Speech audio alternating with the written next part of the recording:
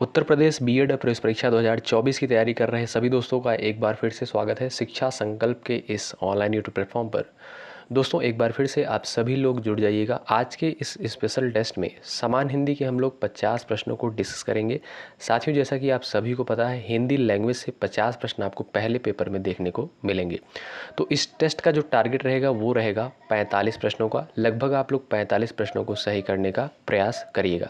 साथियों, हमने कुछ प्रीवियस ईयर क्वेश्चंस को शामिल किया है और यहाँ पर हमने कुछ नए क्वेश्चंस को भी शामिल किया है। तो आप सभी लोग हर एक प्रश्न का आंसर देते हुए चलेंगे। देखिएगा आप लोगों का स्कोर क्या रहता है। यद्यपि का यहाँ पर संधि विच्छेद पूछा है, इंपॉर्टेंट क्वेश्चन है, कई परीक्षा में आया हुआ प्रश्न है। तो आप लोग यहाँ पर बताएंगे यद्यपि का जो है संधि विच्छेद क्या हो जाएगा। तो दोस्तों देखेंगे तो यद्यपि का जो संधि विच्छेद होगा वो होगा यदि धन आपी। ठीक है, कौन से विकल्प में यहाँ पर देखेंगे दिया गया है, पहला विकल्प जो है आपका यहाँ पर बिल्कुल करेक्ट हो जाएगा। और देखिएगा यहाँ पर ऑप्शन डी में भी दिया है, तो ये दोनों विकल्प आपके राइट हो जाएंगे। ठीक है, यद्यपि का जो संधि विच्छेद होगा यदि धन अपि।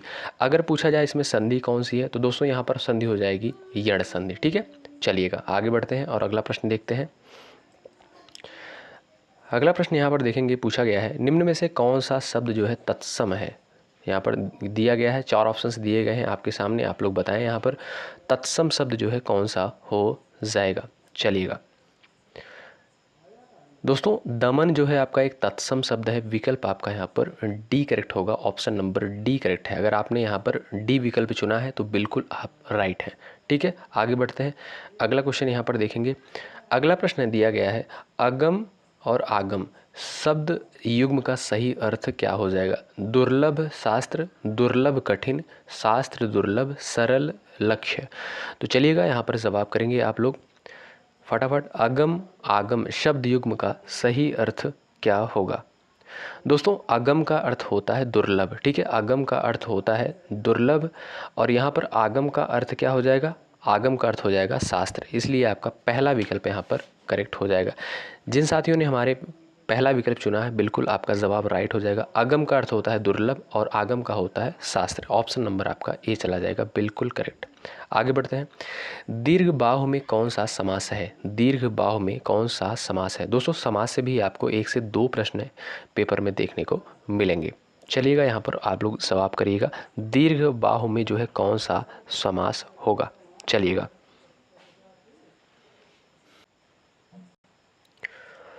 तो यहाँ पर जो है द्विगु समास दिया है, अव्ययी भाव दिया है, बहुब्रीहि दिया है, द्वंद्व समास दिया है। तो बताएंगे आप सभी लोग यहाँ पर करेक्ट आंसर जो है आपका क्या हो जाएगा।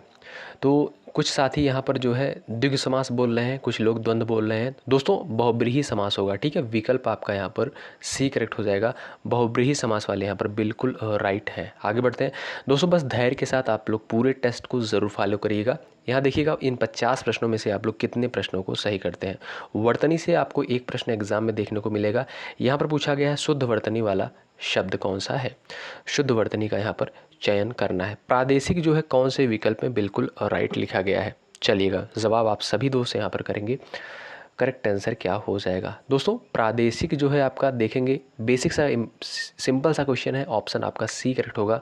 प्रादेशिक जो है ऑप्शन सी में बिल्कुल करेक्ट लिखा गया है। ठीक है, आगे बढ़ते हैं।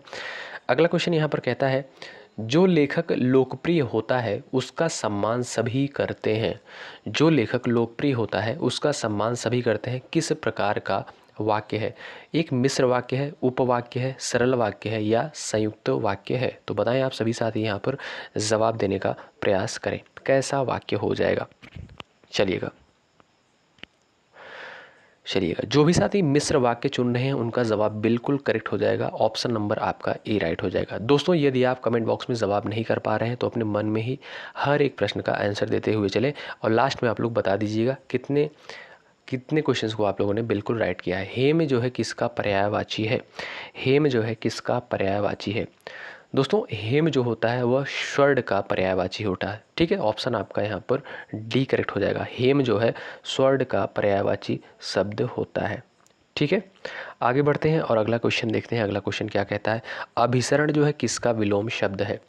अभिसरण जो है किसका विलोम शब्द यहाँ पर है। चलिएगा जवाब करेंगे आप लोग। अभिसरण का विलोम शब्द, कई परीक्षा में यही सेम टू सेम क्वेश्चन आया हुआ है। तो अभिसरण का जो विलोम शब्द होता है दोस्तों अपसरण होता है। ठीक है, याद रखेंगे आप लोग। ऑप्शन आपका यहाँ पर बी करेक्ट होगा, विकल्प आपका यहाँ पर बी करेक्ट हो जाएगा। आगे बढ़ते हैं। विभावरी जो है किसका पर्यायवाची है? विभावरी किसका पर्यायवाची है? चलिएगा दोस्तों, विभावरी जो है वो रात्रि का पर्यायवाची होता है, आप सभी को पता भी होगा। ऑप्शन आपका यहाँ पर ए करेक्ट हो जाएगा। ठीक है, विभावरी के अन्य पर्यायवाची शब्द क्या क्या होते हैं? तमी, रजनी, चामनी, रैन, निशा, यामा। ठीक है, ये भी आपके रात्रि के पर्यायवाची शब्द होते हैं। ऑप्शन आपका यहाँ पर ए करेक्ट हो जाएगा। आगे बढ़ते हैं। अगला प्रश्न कहता है संसार जो है गूढ़ रहस्यों से भरा है, पंक्ति के रेखांकित शब्द का विलोम क्या हो जाएगा? चलिएगा, यहाँ पर आप सभी लोग बताएंगे जो है करेक्ट आंसर क्या हो जाएगा। यहाँ पर दोस्तों गूढ़ का विलोम शब्द आपको बताना है। ठीक है, गूढ़ का विलोम शब्द क्या होगा? चलिएगा, आप सभी लोग यहाँ पर जवाब देने का प्रयास करें। तो जो भी साथी हमारे बोधगम्य चुन रहे हैं विकल्प ऑप्शन नंबर डी, उनका जवाब बिल्कुल राइट है। गूढ़ का जो विलोम शब्द होगा वो हो जाएगा आपका बोधगम्य। ठीक है, विकल्प आपका डी राइट हो जाएगा। आगे बढ़ते हैं। अगला प्रश्न यहाँ पर देखेंगे, बाण का पर्यायवाची नहीं है। बाण का जो है पर्यायवाची शब्द नहीं है। चलिएगा फटाफट आप लोग सब जवाब यहाँ पर करेंगे। दोस्तों बाण का पर्यायवाची जो है आपका ऑप्शन डी करेक्ट हो जाएगा, मयूख नहीं होता है। ठीक है, मयूख जो है बाण का पर्यायवाची नहीं होता है। फिर किसका होता है? ये किरण का पर्यायवाची होता है। ठीक है, और बाकी आपका जो दिया गया है शर, शिलीमुख, ईशु, ये आपके जो है बाण के पर्यायवाची शब्द होते हैं। ठीक है, और मयूख किसका पर्यायवाची होता है? किरण का पर्यायवाची होता है, याद रखेंगे आप लोग। आगे बढ़ते हैं। अगला प्रश्न कहता है जलज जो है किसका पर्यायवाची नहीं है? जलज किसका पर्यायवाची शब्द नहीं है? चलिएगा दोस्तों, जलज का जो पर्यायवाची शब्द इसमें से कौन सा नहीं है आप लोग बताएंगे। कुछ लोग यहाँ पर जवाब कर रहे हैं, बहुत ही शानदार तरीके से आप लोग इस प्रश्न का आंसर कर रहे हैं। तो दोस्तों जलज जो है स्वर्ण का पर्यायवाची शब्द नहीं है। बेसिक सा क्वेश्चन है, ऑप्शन नंबर आपका यहाँ पर डी करेक्ट हो जाएगा। ठीक है, जलज जो है किसका पर्यायवाची नहीं है? स्वर्ण का पर्यायवाची नहीं है। आगे बढ़ते हैं। अद्यतन का विलोम शब्द यहाँ पर पूछा गया है। अद्यतन का विलोम शब्द क्या होगा? नूतन, नवीन, समकालीन, पुरातन। तो अद्यतन का विलोम शब्द क्या होगा? तो अद्यतन का विलोम शब्द दोस्तों पुरातन होता है। ठीक है, विकल्प आपका यहाँ पर डी करेक्ट होगा। ऑप्शन यहाँ पर डी बिल्कुल चला जाएगा आपका और राइट आंसर। ठीक है, चलिएगा आगे देखते हैं और अगले प्रश्न की तरफ बढ़ते हैं। अगला प्रश्न कहता है यहाँ पर आकाश का पर्यायवाची बताइए। आकाश का पर्यायवाची यहाँ पर आपको बताना है। आप सभी साथी हमारे आंसर करें। यहाँ पर आकाश का पर्यायवाची शब्द क्या होगा? तो व्योम जो होता है दोस्तों आकाश का पर्यायवाची होता है। एग्जाम में प्रश्न आया हुआ है तो आप लोग इसको भी याद रखेंगे कि आकाश का पर्यायवाची होता है व्योम। दोस्तों आकाश के जो है अन्य पर्यायवाची भी होते हैं, जैसे अंबर हो गया, अनंत हो गया, तारापथ हो गया, पुष्कर हो गया, व्योम, अभ्र और अंतरिक्ष। ठीक है, तो ये भी आपके आकाश के पर्यायवाची शब्द होते हैं। आगे बढ़ते हैं। दोस्तों यदि आप चैनल पर नए हैं और Uttar Pradesh BEd entrance exam की तैयारी कर रहे हैं तो ज़रूर जुड़े, निश्चित रूप से आपको यहाँ से हेल्प मिलेगी। जितने भी वीडियो, जितने भी कंटेंट दिए जाएंगे सारे इंपॉर्टेंट होंगे 9 जून के लिए, तो आप लोग हर एक टेस्ट को ज़रूर फॉलो करें। महोर्मी का जो है संधि विच्छेद आपको बताना है। चलिएगा, यही सेम टू सेम क्वेश्चन आया हुआ है बीएड प्रवेश परीक्षा में। महोर्मी का संधि विच्छेद पूछा था, तो बताएं आप सभी लोग यहाँ पर संधि विच्छेद क्या हो जाएगा महोर्मी का। चलिएगा दोस्तों महाधन ऊर्मी। ठीक है, महाधन ऊर्मी यहाँ पर जो है आपका करेक्ट आंसर हो जाएगा। और कौन से विकल्प में दिया गया है? ऑप्शन नंबर सी में दिया है। ठीक है, महाधन ऊर्मी। ठीक है, विकल्प आपका यहाँ पर सी चला जाएगा राइट आंसर। आगे बढ़ते हैं, अगला क्वेश्चन देखते हैं। छत से ईंट गिरी वाक्य में जो है कौन सा कारक है? चलिएगा सभी दोस्त यहाँ पर जवाब करेंगे छत से ईंट गिरी। चलिएगा यहाँ पर देखेंगे दोस्तों अपादान कारक होगा। क्यों? क्योंकि यहाँ पर जो है अलग होना प्रतीत हो रहा है। ठीक है, छत से ईंट गिरी, छत और ईंट के बीच में जो है यहाँ पर जो है अलगाव की स्थिति पैदा हो रही है, इसलिए यहाँ पर जो हो जाएगा आपका अपादान कारक होगा। विकल्प आपका ए करेक्ट हो जाएगा। ठीक है, बुद्धिहीन शब्द व्याकरण की दृष्टि से किस संवर्ग में है? बुद्धिहीन शब्द जो है व्याकरण की दृष्टि से किस संवर्ग में है? तो सभी दोस्त, सभी साथी हमारे यहाँ पर आंसर देने का प्रयास करें। बुद्धिहीन शब्द जो है व्याकरण की दृष्टि से किस संवर्ग में है? तो ये हो जाएगा दोस्तों आपका विशेषण। ठीक है, बुद्धिहीन जो है आपका एक विशेषण हो जाएगा। विकल्प आपका यहाँ पर सी राइट होगा। आगे बढ़ते हैं। अगला प्रश्न है, एक बार कही बात को दोहराते रहना वाक्यांश के लिए एक शब्द क्या होगा? चलिएगा भाई, एक बार कही बात को दोहराते रहना, इस वाक्यांश के लिए जो है एक शब्द क्या हो जाएगा? हमारे सभी दोस्त यहाँ पर जवाब देने का प्रयास करें, जितने भी हमारे भाई बहन देख रहे हैं इस टेस्ट को, जो भी लगा रहे हैं। चलिएगा, एक बार कही बात को दोहराते रहना वाक्यांश के लिए जो एक शब्द होगा दोस्तों वो होगा पृष्ठ पेषण। ठीक है, यहाँ पर जो है आपका ऑप्शन नंबर सी करेक्ट हो जाएगा। आगे बढ़ते हैं और अगला क्वेश्चन यहाँ पर देखते हैं।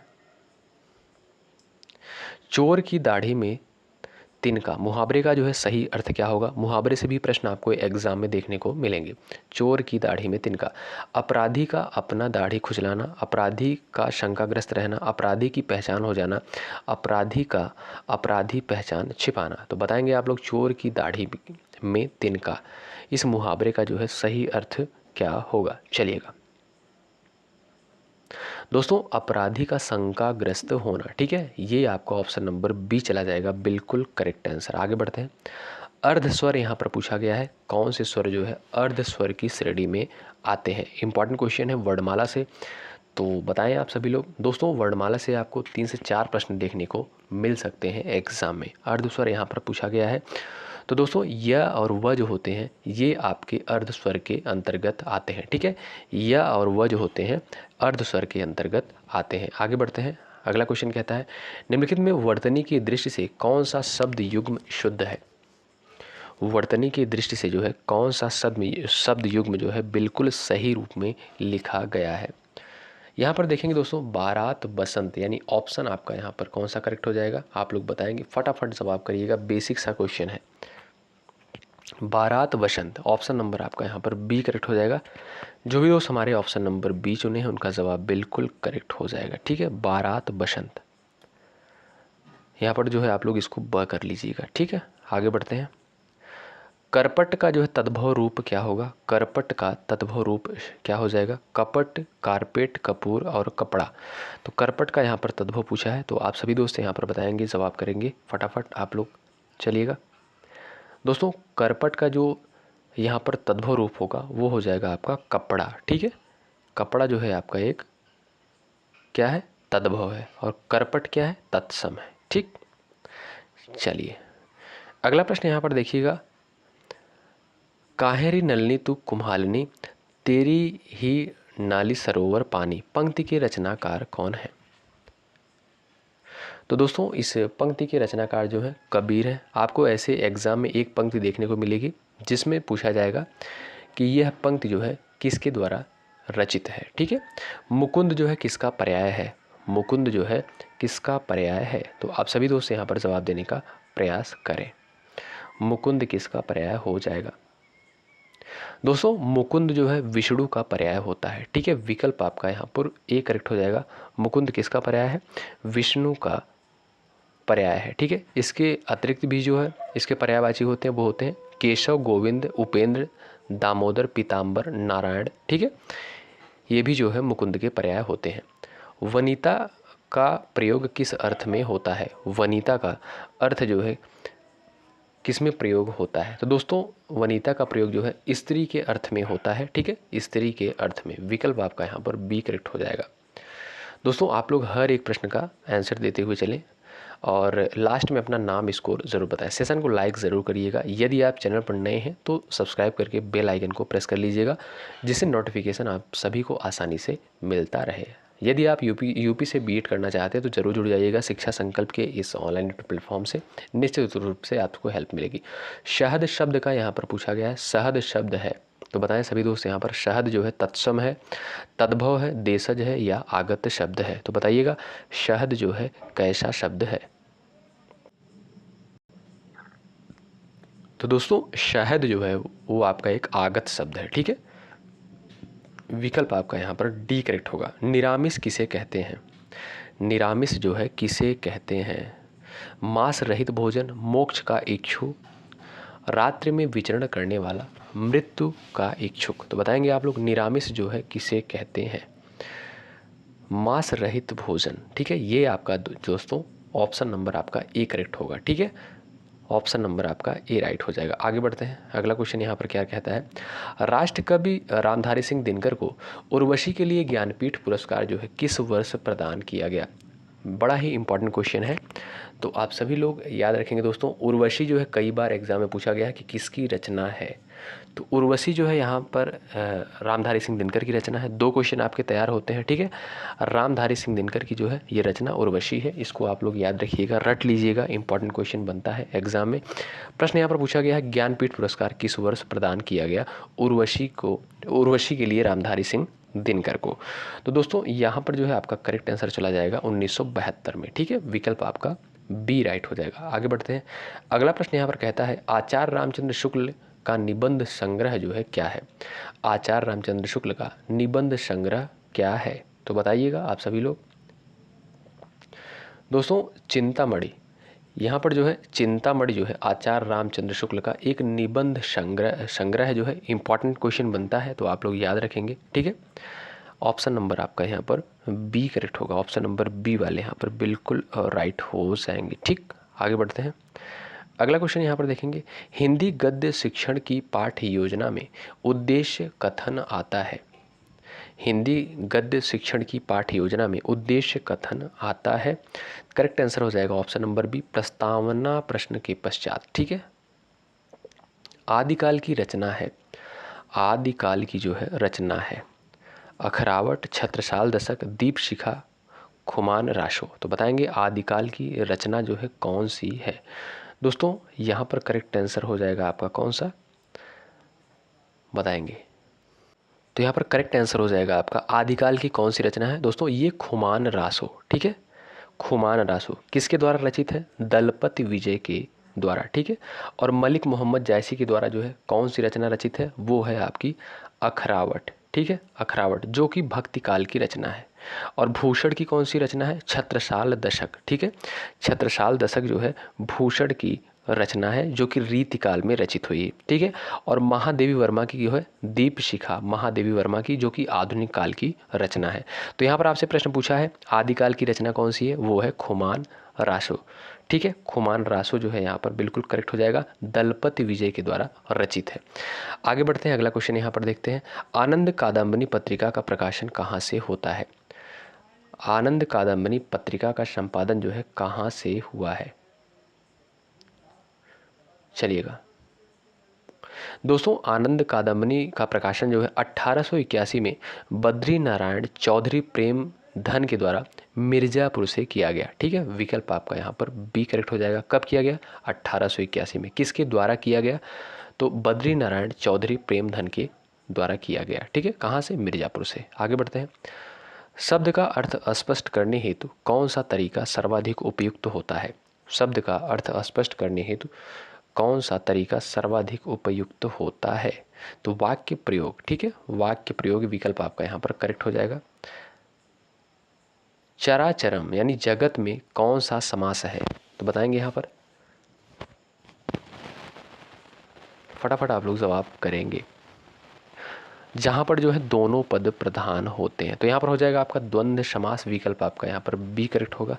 आगे बढ़ते हैं, इन शब्दों में से कौन सा शब्द हिंदी शब्दकोश में सबसे अंत में आएगा? हिंदी शब्दकोश में जो है सबसे अंत में कौन सा शब्द आएगा?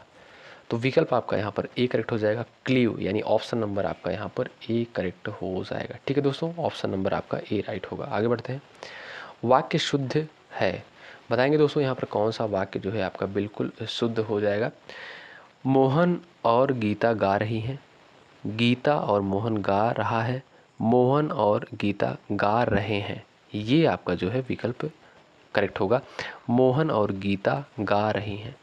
दोस्तों यहाँ पर करेक्ट होगा आपका ऑप्शन नंबर सी, मोहन और गीता गा रहे हैं। ठीक है, आगे बढ़ते हैं, अगला देखिएगा दोस्तों, यहाँ पर चौपाई दिया गया है और यहाँ पर जो है आपसे पूछा गया है, यहाँ पर देखिएगा दोस्तों दोहा दिया गया है, श्री गुरु चरण सरोज रज निजमन मुकुर सुधार, बरनव रघुबर विमल जसु जो धायक फल चारे। इसमें बताना है आपको कौन सा छंद है। छंद से भी आपको एग्जाम में क्वेश्चन देखने को मिलेंगे। चलिएगा,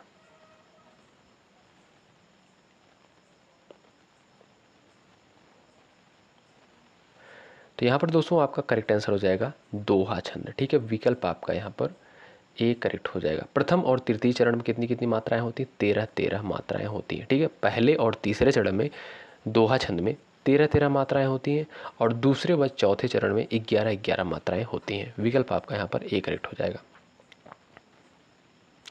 यहाँ पर क्या क्वेश्चन पूछा गया है? यहाँ पर जो है इन काव्य पंक्तियों में कौन सा रस है?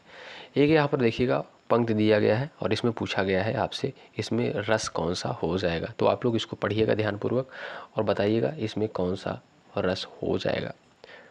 बोरो सबय रघुवंश कुठार की धार में बारन, बज सरतहि बाण की वायु उड़ाओ के लक्षण, लक्ष्य करो अरिहा समरतहि। तो इसमें जो है आपका बताएंगे इन वाक्य पंक्तियों में कौन सा रस है? तो रौद्र रस होगा। विकल्प आपका यहाँ पर ए करेक्ट हो जाएगा। रौद्र रस का जो है अस्थाई भाव क्या होता है आप लोग बताएंगे। रमणी में कौन सा प्रत्यय है? चलिएगा, रमणी में जो है कौन सा प्रत्यय है? दो विकल्प आपके ये हो गए और दो विकल्प आपके यहाँ पर नीचे दिए गए हैं। रमणी में जो है कौन सा यहाँ पर हो जाएगा आपका प्रत्यय? तो दोस्तों करेक्ट आंसर यहाँ पर हो जाएगा ऑप्शन नंबर, बताइएगा। कुछ लोग यहाँ पर ऑप्शन नंबर बी क्लिक कर रहे हैं। तो यहाँ पर दोस्तों करेक्ट आंसर हो जाएगा आपका अनीय। ठीक है, अनीय इसको आप लोग कर लीजिएगा, रमणीय। ठीक है, विकल्प आपका ए यहाँ पर करेक्ट होगा। ठीक है, र को आप लोग यहाँ पर काट लीजिएगा। ऑप्शन नंबर आपका यहाँ पर ए करेक्ट हो जाएगा। आगे बढ़ते हैं। अगला क्वेश्चन कहता है अभ्यागत शब्द में कौन सा उपसर्ग है? अभ्यागत शब्द में जो है कौन सा उपसर्ग है?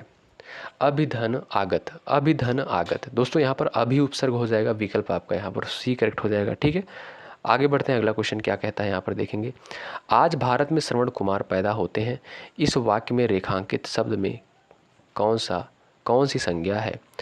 यहाँ पर जो है आपको बताना है कौन सी संज्ञा है। श्रवण कुमार में जो है कौन सी संज्ञा है, यहाँ पर प्रश्न पूछा गया है।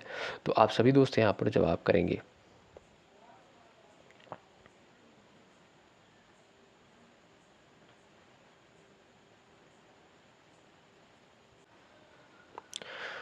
हो जाएगा यहाँ पर जातिवाचक संज्ञा। ठीक है, विकल्प आपका यहाँ पर बी करेक्ट होगा।